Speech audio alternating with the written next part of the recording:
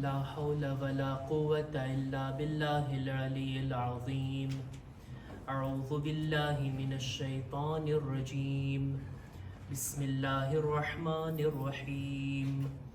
الحمد لله الذي جعل الحمد مفتاحا لذكره وسببا للمزيد من فضله ودليلا على آلائه وعظمته. ثم الصلاة والسلام والتحية والإكرام على خير خلقه وأفضل بريته حافظ سره ومبلغ رسالاته الذي سمي في السماء بأحمد وفي الأرض بأبي القاسم محمد.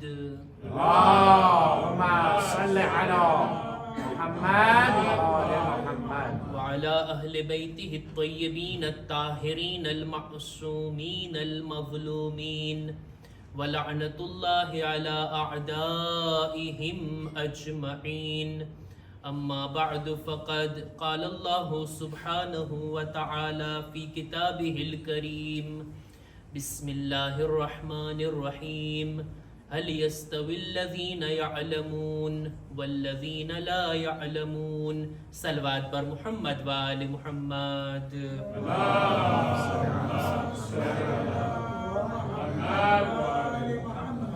અય્યામે અઝાના અંતિમ દિવસોમાં આપણે બધા ફર્શે અઝા ઉપર ઝિક્રે અહલે બૈત અલૈહિસ્સલામ કરવામાં મશગુલ છીએ.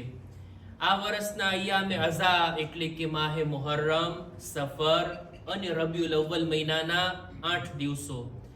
આ સમયગાળો, આ પીરિયડ આપણે અહલે બૈતના ગમમાં સોગવાર હોઈએ છીએ, એમનો ગમ મનાવતા હોઈએ છીએ.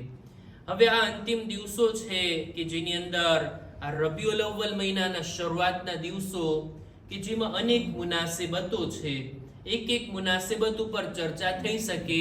હું ફક્ત ઉલ્લેખ કરું અને આપણે આજની મુનાસિબત કે જેને મનાવવા માટે આપણે જમા થયા છીએ એના વિશે ચર્ચા કરીએ.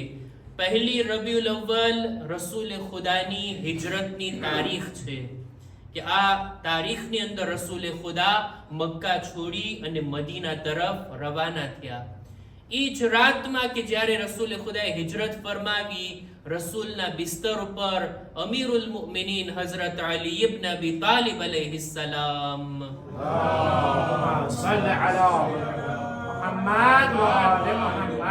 તેઓ સૂએ છે, પોતાની ફિદાકારીને દર્શાવે છે કે યા રસૂલલ્લાહ, તમે જાઓ છો, દુશ્મનો તમારી પાછળ ના આવે એ માટે હું તમારા બિસ્તર ઉપર સૂઉં છું અને મારા સુવાથી જો તમારી જાન બચતી હોય, તમારા વજૂદની હિફાજત થતી હોય તો અલી આ ફિદાકારી આપવા માટે તૈયાર છે. મૌલા અલીની શાનમાં ખુદાવંદે આલમે આ આયતમાં, આ રાતમાં ખુદાએ આયત નાઝિલ કરી કે વમિનન નાસ મન યશરી નફસહુ ઇબ્તિગા મરદાતિલ્લાહ. આયત મૌલા અલીની શાનમાં નાઝિલ થઈ કે તલવારોના સાયા હેઠળ મૌલા અલી રસૂલના બિસ્તર ઉપર સૂતા હતા. બહરહાલ આ પણ રબિયુલ અવ્વલ મહિનાની શરૂઆતમાં બનાવ બન્યો છે. ત્યારબાદ ગમની મુનાસિબતોને જો આપણે જોઈએ તો રસૂલે ખુદાના દફન થવાની તારીખ પહેલી રબિયુલ અવ્વલ, રહેલત 28 સફર, પણ 3 દિવસ બાદ રસૂલે ખુદાને દફન કરવામાં આવ્યા. ત્યારબાદ રસૂલના દફન બાદ અહલે બૈતના ઉપર જે જુલ્મની દાસ્તાન શરૂ થઈ અને બીબી ઝહરાના દરવાજા પર જે હુમલો થયો એ પણ આ જ દિવસો છે, રબિયુલ અવ્વલ મહિનાના શરૂઆતના દિવસો. આટલું જ નહીં, આપણા 11મા ઇમામ કે જેમની શહાદત આપણે મનાવવાના છીએ 8મી શબના, એમને આ દિવસોની અંદર ઝહેર આપવામાં આવ્યું હતું અને અમુક દિવસો ઇમામ ઝહેરના અસરથી બીમાર હતા, બિસ્તરે શહાદત ઉપર હતા. એ પણ આ જ દિવસો છે. અને આજની તારીખમાં આપણે જિક્ર કરવો છે 7મા ઇમામના દીકરી. આપણે અહીંયા બીબી માસુમા કુમની યાદ મનાવીએ છીએ આ તારીખની અંદર, જેથી આજે એમનો જિક્ર આપણે કરવો છે. આપણા 7મા ઇમામ કસીરુલ ઔલાદ હતા, મરહુમ શેખ મુફીદ લખે છે કે 7મા ઇમામની ઔલાદ 37 ઔલાદ હતી, 18 દીકરા અને 19 દીકરીઓ. સૌથી વધારે ઔલાદ કોઈની હોય તો આપણે 7મા ઇમામની. પણ આ દીકરાઓ અને દીકરીઓ આટલામાંથી આપણે કેટલાને ઓળખીએ છીએ?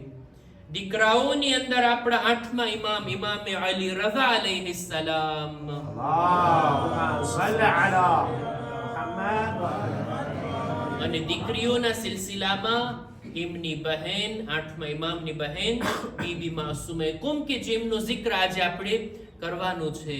બીબી માસુમે કુમની જ્યારે વાત થાય, એમનો જ્યારે જિક્ર છેડવામાં આવે તો બની ના શકે કે ઇલ્મ અને આલિમો ઉલમાની વાત ન થાય.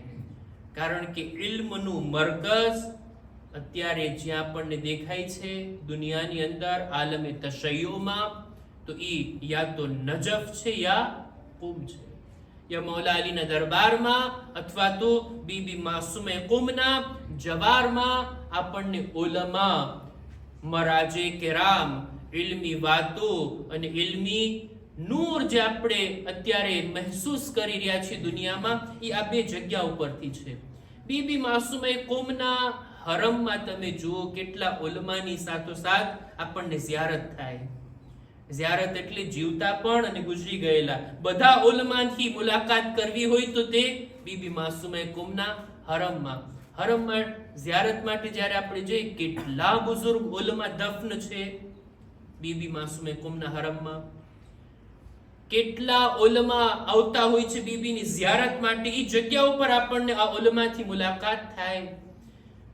મુજના ચીસ જ્યારે અમુક વર્ષ કોમની અંદર હતો, મેં મારી નજરોથી ઈ ઉલમાની ઝિયારત કરી છે, ઈ ઉલમાને જોયા છે કે જેના અત્યારે ખાલી આપણે નામ સાંભળીએ છીએ. ઈ ઉલમા કે જેમનો જિક્ર હજી સુધી યા તો ઓછો થાય છે, હવે થાશે બાદમાં કે કેવા કેવા આલિમો હતા કોમની અંદર. એવા ઉલમાની પાછળ આપણે નમાઝ પઢેલી, એ ઉલમાથી વાતો કરેલી, એમને સલામ દુઆ કરેલી, એમને નજીકથી જોયેલા કેટલા બુઝુર્ગ ઉલમા. આ ઉલમા કે જેઓ આ બીબીના હરમમાં, આ બીબીના ગામમાં અને એમના સદકાથી, એમની બરકતથી ઇલ્મી ગુફ્તગુ કરે છે અને ઇલ્મી મેદાનમાં આગળ વધે છે. આપણા ઉલમા ખરા ઉલમાની વાત છે. મુજતહિદીન જેઓએ પોતાની જિંદગીનો સૌથી સારામાં સારો પીરિયડ વક્ફ કરી દીધો ઇલ્મ હાસિલ કરવામાં. પોતાની જવાની લગાડી દીધી છે ઉલૂમે આલે મુહમ્મદને હાસિલ કરવામાં. ખરા ઉલમા, સાચા ઉલમાની એક નિશાની આ છે કે જે મેં કિતાબોમાં પણ વાંચી, જે મેં નજરોથી પણ જોયું અને જે મેં મહેસૂસ કર્યું છે મારી તાલિબે ઇલ્મની જિંદગીની અંદર, જે કુમની અંદર હતી. આપણા ખરા ઉલમાની એક સિફત, એક ખાસિયત આ હોય કે તેઓ જેટલું જાણે છે ને એટલું જ બોલે. એમ નહીં કે જાણતા હોય ને ન જાણતા બસ બોલે જ રાખે. ના, એવું નથી હોતું ઉલમાની જિંદગીમાં. ધ્યાનથી જ્યારે આપણે જોઈએ, એમની કિતાબો વાંચીએ, જેટલી એમના ઇલ્મની લિમિટ છે ને એટલું જ એ બયાન કરશે. એમના દરસે ખારીજ, એમના બીજા બધા દર્શોને આપણે સાંભળીએ, એમના શબ્દોથી આપણને અહેસાસ થાય જેટલું જાણે છે, જેના બારામાં તેમને યકીન છે, બિલકુલ ખાતરી છે, એ જ વાતોને તેઓ રજૂ કરતા હોય. અને આ બહુ સારી સિફત છે, બહુ સારી સિફત છે. સામાન્ય લોકોની જેમ નથી હોતા આપણા ઉલમા કે જાણતા હોય કે ન જાણતા હોય બસ બોલે રાખવાનું, જવાબ દીધે રાખવાનો. જો કે દુનિયાના મામલામાં માણસો એહતિયાત કરતા હોય. દુનિયાના મસલામાં કોઈ ડાક્ટરની જગ્યાએ ઓર્ડોનન્સ લખવાનો શું મને અધિકાર છે? તમે બીમાર છો, લાવો તમને એક દવા લખી દો, આ દવા તમે ખાઓ, તમને સારું થાય, મને હક છે આ વાતનો? પણ ઇલ્મે દીનના બારામાં આવું નથી. જેને આવડતું હોય એ મસલા બયાન કરે, ન આવડતું હોય એ પણ મસલા બયાન કરે. અને કેવી હાલત થાય પછી, કેવી હાલત થાય.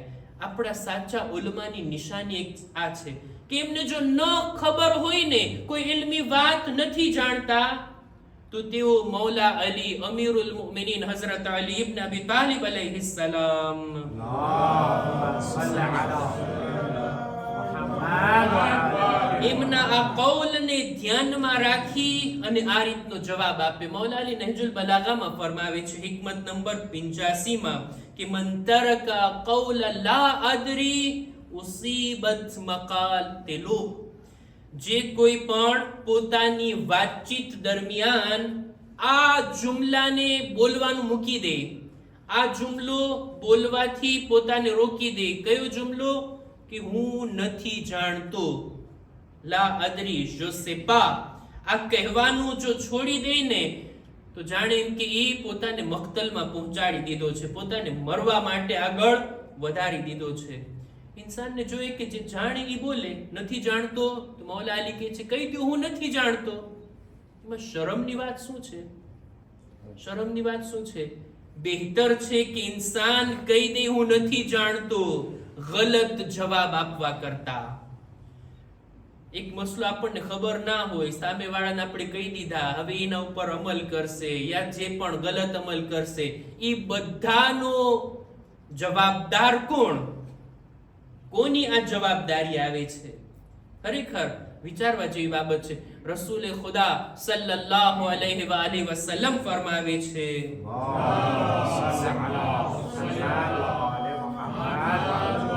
અબુ ઝરને નસીહત કરતા, યા અબા ઝર ઇઝા સુઇલતા અન ઇલ્મિન લા તઅલમુહુ ફકુલ લા અઅલમુ.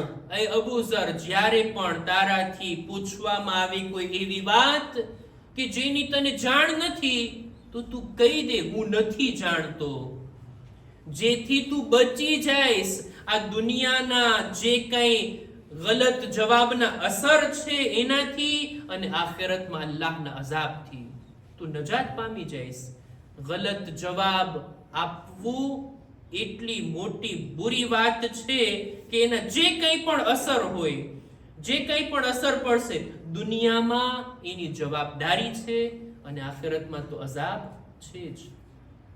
આપણા ઉલમાની આ આદત હતી. સારા ઉલમા તારીખની અંદર પણ મળે છે, જૂના ઉલમા અને આજના જમાનામાં પણ. ઇબ્ન અબીલ હદીદ પોતે લખે છે કે છે એક આલિમે દીન પાસે કોઈ આવીને એક સવાલ લાવે છે, એટલે એ આલિમે દીન જુએ છે કે આ મસલો મને નથી આવડતો, એટલે એને તરત સદાકતની સાથે ચોખવટથી કહી દીધું મને ખબર નથી.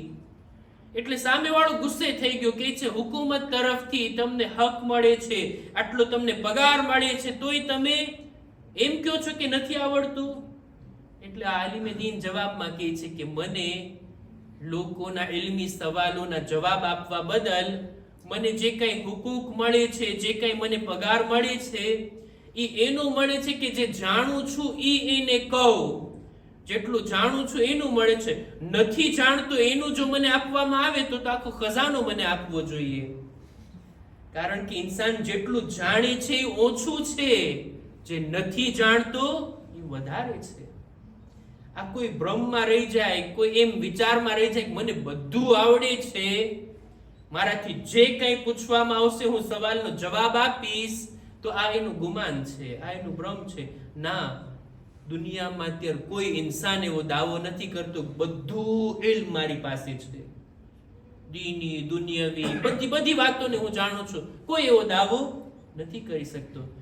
આજના જમાનાનો જે મોટો સાયન્ટિસ્ટ આઇન્સ્ટાઈન પોતે કહે છે કે અત્યાર સુધી દુનિયા જ્યારથી બની ત્યારથી લઈને અત્યાર સુધી જેટલું પણ ઇલ્મી તરક્કી થઈ છે ને એનો જો હિસાબ કરવામાં આવે ને કે ઇન્સાન આટલું જાણે છે, તો જે નથી જાણતો ને એના મુકાબલામાં આ ખાલી એબીસીડી છે. આ બિલકુલ શરૂઆત છે. કેટલું છે જે આપણે નથી જાણતા, તો એનો ઇકરાર કરવામાં કોઈ જાતની શરમ ન રાખવી જોઈએ. શેખ અંસારી કે જેમની કિતાબો અત્યારે હૌઝાની અંદર પઢાવવામાં આવે છે, છેલ્લા 150 વર્ષથી એમની જ કિતાબો અત્યારે ઉલમાના દર્સના મુબાહિસાના વિષય તરીકે પઢાવવામાં આવે છે. શેખ અંસારી કેટલા બધા તવાઝુ અને ઇન્કિસારી વાળા હતા, કેટલી મોદેસ્તી એની અંદર દેખાતી. આટલા મોટા આલિમ હોવા છતાં જ્યારે પણ એનાથી કોઈ વાત પૂછવામાં આવતી જ્યારે પણ દર્શ આપતા હોય, પોતાના શાગીર્દોની દરમિયાન હોય, કોઈ એક મસલા વિશે ચર્ચા ચાલે, એમને ખબર ના હોય ને તો શરમ રાખ્યા વગર 3 વખત જોરથી કહેતા નમિદાનમ નમિદાનમ, મને ખબર નથી, હું નથી જાણતો. આ આપણા ઉલમાની સીરત હતી કે હું નથી જાણતો તો કહી દે હું નથી જાણતો. જેટલું જાણતા હોય એટલું જ બયાન કરું. આ આપણા ઉલમાની આ ખાસિયત હતી. આયતુલ્લાહ ખુઈ એમના દર્શની અંદર કોઈ નજફથી બહારના કોઈ વ્યક્તિ આવે છે, નજફની બહારના કોઈ આલિમ આવે છે, આવીને એમના દર્શમાં શિરકત કર્યા. આયતુલ્લાહ ખુઈ દર્શ આપી રહ્યા હતા મિંબરથી. દર્શની દરમિયાન નીચેથી સવાલ પૂછ્યો. એમના ઇલ્મી ચર્ચામાં એક ઇશ્કાલ કર્યા, એક એતરાઝ કર્યા કે તમે જે બયાન કરો છો એમની આનો જવાબ આમ છે, દલીલ પણ લાવે છે. આયતુલ્લાહ ખુઈ પોતે મિંબર પર બેઠા છે, દર્શ આપી રહ્યા છે, વિચાર કર્યા અને સ્વીકારે છે, કબૂલ કરે છે, ભાઈ હક તારી સાથે છે, તું બરાબર કે છો. આ વાતનો જવાબ આ છે જે એમણે કીધું, એ નથી કે જે મેં કીધું. આયતુલ્લાહ ખુઈના શાગીર્દો આવીને કહે છે, તમે બીજાની વાતને આટલી આસાનીથી માની લીધા? કે છે આ જ ઇલ્મની ખાસિયત છે ને. ઇલ્મી વાત જો હક બયાન થતો હોય તો આલિમો એની સામે ઝૂકી જાય કે ના, વાત તમારી બરાબર છે. બહરહાલ ચાહતો તો ઉલમાનો zikr કરું અને ઇલ્મની એક ખાસિયતને બયાન કરું. બીબી માસુમા કૌમ, એમની આટલી ફઝીલત, એમનો આટલો મર્તબો, એનું એક કારણ આ હતું કે ઇલ્મી મેદાનમાં તેઓ આગળ હતા, ઇલ્મી વાતોની અંદર તેઓ આગળ હતા. ઇમામે 7મા ઇમામની બીજી બધી દીકરીઓની અંદર ઇલ્મી દરજ્જો એટલો બુલંદ હતો કે 7મા ઇમામની ગેરહાજરીમાં જ્યારે અમુક સવાલો લઈને એમના ચાહવા વાળાઓ બીબી 7મા ઇમામના ઘરે સવાલો રાખીને જાય છે, બીબી માસુમાએ કૌમ એ સવાલોના જવાબ લખીને મોકલાવે છે. એ છે આ તમારા સવાલોના જવાબ આ છે. આ કાફલો, આ લોકો, આ ચાહવા વાળાઓ જવાબને લીધા, ગામની બહાર ગયા અને 7મા ઇમામ સાથે જ્યારે મુલાકાત થઈ, વાત કરે છે, મૌલા તમે તો ઘરે નહોતા, અમે ઇલ્મી સવાલ મોકલા, એના જવાબ આ રીતના આવ્યા છે. 7મા ઇમામ કહે છે લાવો મને બતાવો. 7મા ઇમામે જ્યારે જોયા, સવાલોના જવાબને જોતા જાય છે અને એ જ જુમલા કીધા જે રસૂલે ખુદા પોતાની દીકરી માટે ફરમાવતા કે ફદાહા અબુહા, ફદાહા અબુહા, એ મારી દીકરી ફાતિમા, તારા બાબા તારા પર કુરબાન. જો હું આ સવાલોના જવાબ લખતે તો આ જ જવાબ લખતે જે મારી દીકરીએ લખ્યા છે. આ ઇલ્મી મર્તબો હતો એમનો અને ઇલ્મની સાથે અમલ એમની સીરતમાં દેખાતું. ઇલ્મની સાથે અમલ. બીબી માસુમાએ કૌમ મદીનાથી જાય છે ખુરાસાનનો રૂખ કરીને, મદીનાથી નીકળે છે, એમનો મકસદ છે ખુરાસાન. શા માટે? બહરહાલ એક ભાઈની મુલાકાતની તમન્ના દરેક બહેનના દિલમાં હોય, પણ જો આ સફરને આપણે એમ જોશું કે એક બહેન ભાઈને મળવા માટે જાય છે તો આ સફરની કિંમત એટલી નહીં દેખાય. પણ જ્યારે એમ વિચારીએ કે આ બીબી પોતાના જમાનાના ઇમામની મુલાકાતે જાય છે, એમના મિશનમાં સાથ આપવા માટે જાય છે, હવે આ સફરની કિંમત વધી જાય છે. 8મા ઇમામની મુલાકાત માટે, પોતાના જમાનાના ઇમામની ખિદમતમાં બીબી આ આટલી લાંબી સફરને તય કરે છે. કૌમની નજીક પહોંચતા જ એમના કાફલા ઉપર હુમલો કરવામાં આવ્યો. બીબીના ભાઈઓ એમની સાથે હતા, એમની સાથે કાફલામાં જેટલા મર્દો હતા એમને કત્લ કરવામાં આવ્યા. અને એક રિવાયતમાં મળે છે કે આ જ જગ્યામાં બીબી માસુમાએ કૌમને ઝહેર પણ આપવામાં આવ્યું. બીબી માસુમાએ કૌમને જ્યારે જાણ થઈ, ક્યાં છીએ આપણે? કે છે સાવાહ નામની જગ્યામાં છીએ. બીબી કે છે અહીંથી કૌમ કેટલું દૂર છે? કે છે બાજુમાં જ છે, વધારે દૂર નથી. કે છે મને કૌમ લઈ જવામાં આવે. ત્યાં મારા બાબાના શિયા રહે છે, ત્યાં મારા અહેલે બૈતના ચાહવા વાળાઓ રહે છે. જ્યારે બીબી પોતાના સફરને હવે કૌમ તરફ વાળે છે, બીબી હવે કૌમ તરફ આગળ વધે છે. કૌમના લોકોને જાણ થઈ ત્યાં તો અહેલે બેતના ચાહવા વાળા રહેતા હતા. ત્યાંના લોકોને જાણ થઈ કે આપણે કેટલા ખુશનસીબ, 7મા ઇમામની દીકરી આપણે ત્યાં આવી રહ્યા છે. કોમના લોકો ગામની બહાર સુધી જાય છે ઇસ્તિકબાલ માટે. હજી પણ બીબી માસુમે કોમની શહાદતના અમુક દિવસો પહેલા હજી પણ એ રીતનું જુલુસ નીકળે છે આ યાદમાં કે બીબી માસુમે કોમ જે કોમ આવ્યા હતા એમનો ઇસ્તિકબાલ થયો હતો. કોમના કબીલાના જે મોટા સરદાર હતા તેઓ આગળ વધે છે. મૂસા ઇબ્ન ખઝરજ પોતે આગળ વધ્યા. બીબીની સવારીની રકાબને પોતે હાથમાં લીધા. પોતે પોતાના ઘરને, પોતાના ઘરની બહેતરીન જગ્યાને બીબીના ઉતારા માટે રાખે છે. હજી પણ એ જગ્યા ઝિયારત માટે છે, બૈતુન નૂર, કે જે 17 દિવસ બીબીએ ઇબાદતમાં ગુજાર્યા અને ત્યાં તેઓ રોકાણા હતા. બીબી માસુમે કોમનો ઇસ્તિકબાલ થયો. औरतो આગળ વધી.